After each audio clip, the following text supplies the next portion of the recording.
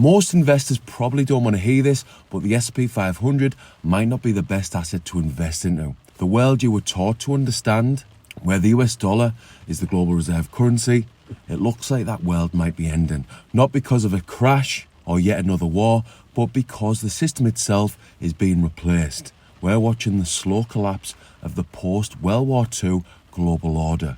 This video will start with a bit of awareness and then finish on a positive so you can protect your financial future. The post-war deal nobody talks about. After World War II, the world made a deal. Not a written one, not voted on, but a deal enforced by power. The agreement looked like this. The United States would become the global military and financial enforcer. The dollar would become the world's reserve currency. Energy would be priced in dollars. Trade would flow through the US. Controlled financial rails. In return, China became the factory of the world. Japan became the lender. Europe became the consumer. Emerging markets plugged into the system for growth. This system created something extraordinary. Explosive economic growth. Cheap goods, stable trade routes, rising asset prices. But it came with a hidden cost. America stopped making things. Factories moved offshore. Jobs disappeared. The middle class struggled. If you're in the UK, this probably sounds very familiar. And if you want to know more about what's actually going on with the UK economy, see below for a recent video. The US economy didn't become stronger, it became financialized. Money made money, assets inflated, productivity stagnated, and for decades this worked because no one could challenge it until they could. As you can probably guess, I'm not an expert on the global economy. I'm just trying my best to keep up with what's going on. If this type of info resonates, hit subscribe so we can build wealth together. Why globalization is breaking apart. Globalization didn't fail because it was immoral. Well, it probably is. Well, that might be open to debate. Anyway, it failed because it was fragile. The system optimized for the cheapest labor, the lowest costs and maximum efficiency. But it ignored resilience, national security, energy independence, political reality. Countries realise something terrifying. If you don't control your energy, your food, your manufacturing and your money, you're not sovereign. You're dependent, and the UK is 100% not sovereign. And dependency is fine until it's weaponised. Sanctions, trade restrictions, frozen reserves, currency leverage. Once countries saw how easily access could be removed, the incentive changed. Instead of maximising growth, they began maximising control. Capital started coming home. US treasuries started getting sold. Alternative trade routes started forming. And that's a problem for a system that relies on constant global demand for dollars. Not collapse, not overnight disaster, but slow erosion. Death by 1,000 cuts, as the saying goes. This isn't me giving out financial advice, by the way, and to fully protect myself, the full disclaimer can be found below in the description. I'm keeping up to date with the US dollar, the global economy, and trying to work out what is best, what's the best course of action for me and you as long-term investors. That's it. Who actually runs the world? Here's where this gets uncomfortable. Most people think governments are in charge. They aren't. In the modern world, capital controls outcomes. At the very top are asset managers, entities that don't swear allegiance to flags. They manage millions, trillions. They vote on corporate boards. They decide which companies get capital and which ones die. Below them, you'll find banks trying to stay relevant, governments trying to maintain sovereignty, technologists building the infrastructure, militaries enforcing whatever system currently exists. This isn't conspiracy, this is incentive alignment. Corporations optimise for capital access. Governments optimise for stability. Capital optimises for mobility and control. And when those incentives clash, the system fractures. That's what you're seeing right now.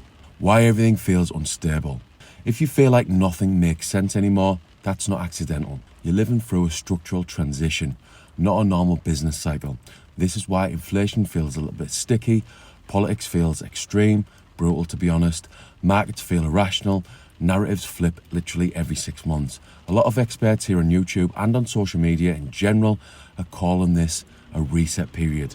These are potentially the decades where old rules stop working.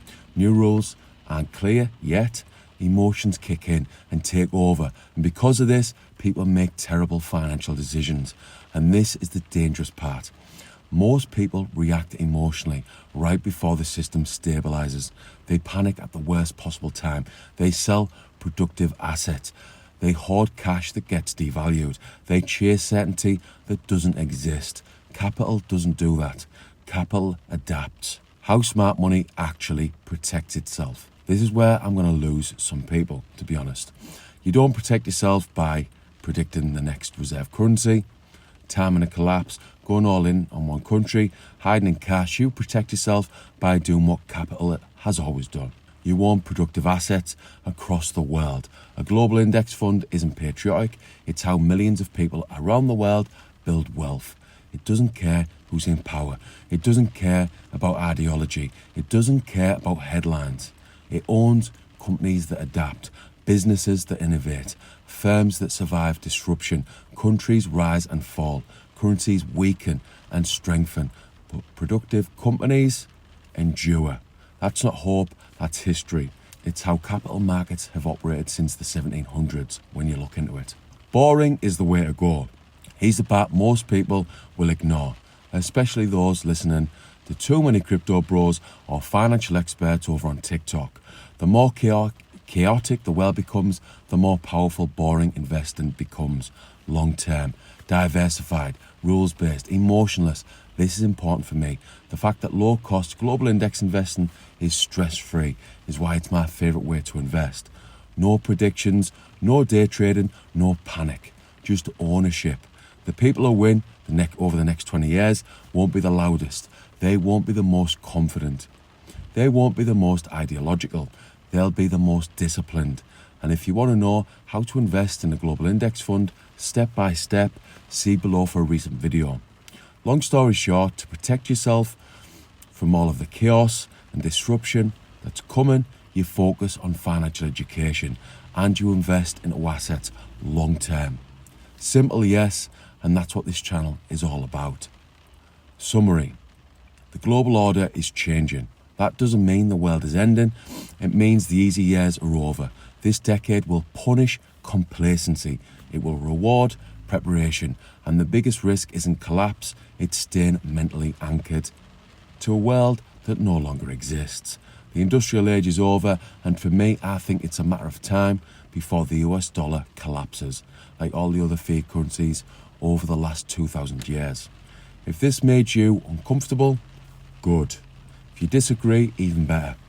Leave a comment, because the people willing to think clearly during transitions are the ones who quietly build wealth, while everyone else argues. If this has got you thinking, you might want to invest long term to protect yourself. But what if you're not quite sure how to invest? If that's you and you're serious about learning to invest, you can join my private investing community on Skool. The link can be found below.